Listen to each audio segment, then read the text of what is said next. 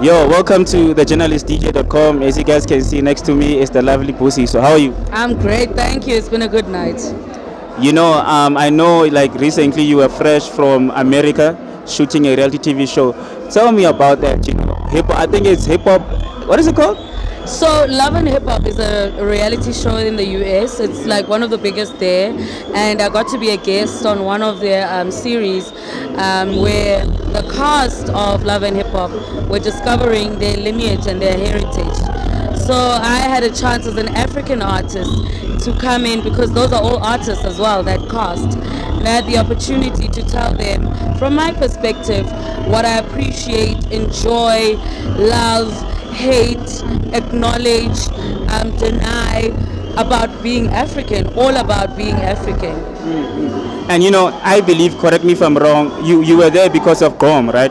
Because obviously of your collaboration with Beyonce. No, I was there because I've been in the music industry for 10 years. That really, it wasn't a genre specific thing, because if it was genre specific, then it wouldn't be happening right now in 2022. You know what I mean? That was definitely from a catalog that I've had in 2012, before GOM was even dominating the airwaves. I was already on a #1 song, and more than one at that. So it wasn't very genre specific. What it was it just felt like an acknowledgement of the 10 years of being in the industry, where I've kept a consistent presence because of my love for African music and African dance music too.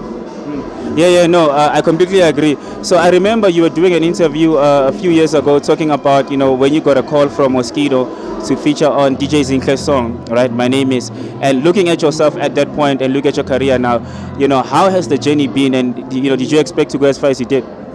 It's been amazing. Lots of surprises. I think the one thing I've kept intentional is dominating the African continent, but the one thing that I didn't expect is crossing over beyond that. So that's a blessing from God, and I'm literally constantly questioning how I can be purposeful in how I contribute to the music industry and to women in the industry, because I myself have achieved things that even I couldn't imagine. Yeah, and tonight we are here because of Valentine's Boiler Room, and you, Lamis, Ayanda, and Devin Goga were talking about the role that women play in the amapiano, genre. So my question is we don't see a lot of this stuff. It's normally guys that talk about, how to get into the industry and stuff. So what does a night like this mean for you as an artist? It's long overdue. I know a lot of female artists that inspired me, like Thandiswa Mazwai, Ntlantla of Mafikizolo, as well as Lebu Matosa and Brenda Fassie. I never got to see them telling their stories, speaking their truth. I never got to ask them questions. I never got to understand what keeps them going and what inspires them, and how they see the space moving forward for females. And it's important for us to take part in nights like these, and it's actually very much appreciated for brands like Valentine's to bring these platforms, not only for us, but for fans and followers, aspiring artists and upcoming ones who would never get the opportunity to talk to us one-on-one and really get down to the bottom of what it is that drives us. Lastly, how is the rest of the year looking like for Busiswa? I'm coming through strong. I'm signing some news. Majesty Music is my home. It's my own label, and so I have to prove a point.